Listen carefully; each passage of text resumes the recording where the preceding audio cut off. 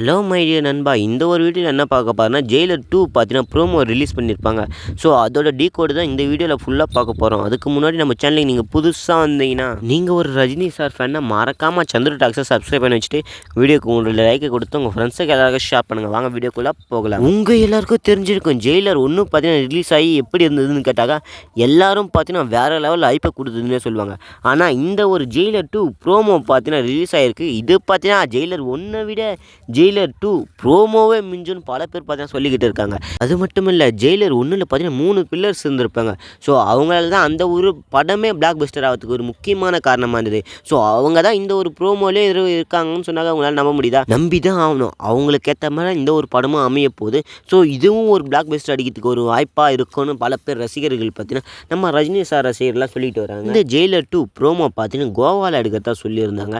So ஆனால் உண்மையிலே கோவாவில் எடுக்கிறாங்களா இல்லை இங்கே செட்டு போட்டு கோவா மாதிரி காட்டி எடுக்கிறாங்களா நான் தெரியல. இந்த ஒரு ப்ரோமோ ஸ்டார்டிங்லேருந்து முடிகிற வரைக்கும் இந்த 3 பில்லரோட என்ட்ரியும் நல்லா இருக்குன்னே சொல்லலாம். ஸோ ஃபஸ்ட்டு 2 என்ட்ரி பார்த்தீங்கன்னா தரமாக இருக்கும். அது வேறு யாரும் இல்லை, மியூசிக் டைரக்டரான அனிருத், அதுக்கப்புறம் நான் இந்த படத்தோட டைரக்ஷனான நெல்சன், அவங்க 2 பேரும் பார்த்தீங்கன்னா ரிலாக்ஸ் பண்ணிக்கிட்டு கோவாவில் பார்த்தீங்கன்னா ரிலாக்ஸ் பண்ணிக்கிட்டு ஸோ ரெஸ்ட் எடுத்துகிட்டு இருப்பாங்க. ஒரு கதை பேசிக்கிட்டு இருப்பாங்க. அந்த ஒரு கதையில் தான் என்ன சொல்லுவாங்கன்னா, பெஞ்சல் புயல் ரீசெண்டாக பார்த்தீங்கன்னா டிசம்பர் மாதம் ஃபுல்லாக மழையாக வந்திருந்தது. ஸோ அந்த ஒரு கதைலாம் பேசியிருப்பாங்க. அந்த பெஞ்சல் புயல்லாம் சேர்க்கறதுக்கு ஒரு முக்கியமான காரணம் என்னென்னா, இந்த ஒரு படம் பார்த்தீங்கன்னா டிசம்பர் 14 இதோட அனௌன்ஸ்மெண்ட்லாம் ரிலீஸ் ஆக போகுதுன்னு சொல்லியிருந்தாங்க. அப்போ தான் இந்த ஒரு பெஞ்சல் புயல் பார்த்தீங்கன்னா நிறைய தாக்கத்தை ஏற்படுத்திது. அது மட்டும் இல்லை, ரஜினி சாருக்கும் உடம்பு முடியாமல் போனதா இந்த ஒரு காரணமாக இருந்தது. இதுக்கு முன்னாடி பார்த்தீங்கன்னா சன் ப்ரொடக்ஷன், அதாவது கலாநிதி மாறன் பார்த்தீங்கன்னா அவங்க பார்த்தீங்கன்னா சன் ப்ரொடக்ஷனில் பார்த்தீங்கன்னா வயலன்ஸான படமே ரிலீஸ் ஆகிருக்காது.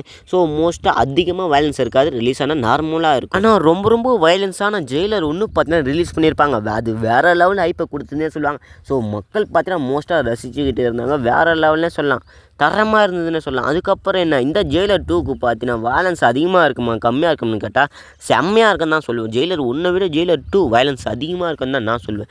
ஏன்னா ப்ரோமோலே வேறு லெவல் ஹைப்பை கொடுத்து வச்சுருக்காங்க. ஸோ அப்புறம் என்ன, படம் ட்ரெய்லரில் இன்னும் பயங்கரமாக இருக்கும். படம் ஃபுல்லாக பார்த்தீங்கன்னா ஹைப்பாக தான் இருக்கும். அதுக்கப்புறம் நான் வயலன்ஸாக தான் இருக்கும்னு நினைக்கிறேன். ஏன்னா மக்கள் பார்த்தீங்கன்னா நிறைய பேர் பார்த்தீங்கன்னா இப்போ வயலன்ஸை தான் விரும்பி பார்க்குறாங்க. ஆக்ஷன் ப்ளே, ஸ்க்ரீன் ப்ளே எல்லாத்தையும் இப்போ பார்த்தீங்கன்னா வயலன்ஸாக மாற்றிட்டாங்க. அனிருத்தும் நெல்சனும் அவங்க 2 பேரும் பேச சொல்ல பார்த்தீங்கன்னா நிறைய வேர்ட்ஸ் யூஸ் பண்ணி பேசிக்கிட்டு இருப்பாங்க. ஸோ அவங்க பேசின ஒரு வேர்ட்ஸுக்கும் ஒரு அர்த்தம் இருக்குதுன்னு நினைக்கிறேன் நான்.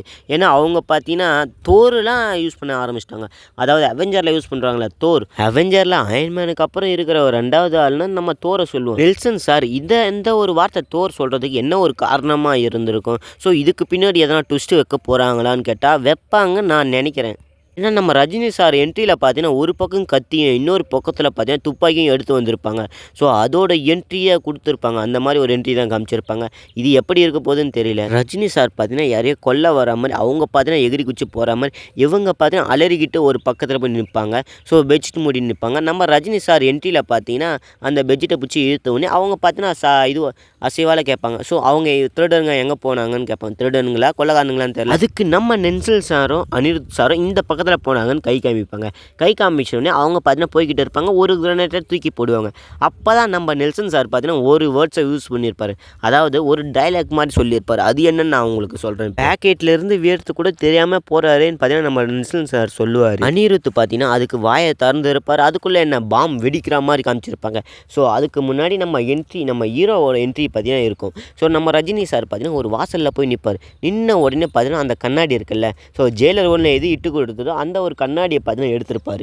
எடுத்து அந்த வில்லனுங்களை காமிச்சோடனே பார்த்தீங்கன்னா ஃபயராக வர மாதிரி அந்த காருங்கள்லாம் இடிஞ்சு எதிர்க்க பார்த்தீங்கன்னா ஆப்போசிட்டில் ஒரு கார் நின்று இருக்கும். அந்த காருக்கு நேராக வில்லன்ஸ் இருப்பானுங்க, காரில் எல்லாம் இருப்பானுங்க. ஸோ அந்த ஒரு கண்ணாடி தூக்கி காமிச்சோடனே அது பார்த்தீங்கன்னா கூம்ஸ் பம்ஸை வெடிக்கிற மாதிரி காமிச்சிருப்பாங்க. அது பார்த்தீங்கன்னா இன்னும் ஹைப்பை தர மாதிரி இருந்ததுன்னு தான் சொல்லணும். நீங்கள் ஜெயிலர் 2 ப்ரோமோவை பற்றி என்ன நினைக்கிறீங்கன்னு மறக்காமல் கமெண்ட் சொல்லிட்டு வீடியோ பிடிச்சா மறக்காமல் லைக் கொடுத்து உங்கள் ஃப்ரெண்ட்ஸுக்கு எல்லாருக்கும் ஷேர் பண்ணுங்கள். இந்த ஒரு ப்ரோமோவில் இப்படி ஒரு ஸ்க்ரீன் ப்ளே, ஆக்ஷன் ப்ளே, வயலன்ஸ்லாம் சேர்த்துருக்காங்கன்னா அப்போ படம் முழுக்க எப்படி இருக்கும், டெய்லர் எப்படி இருக்கும்?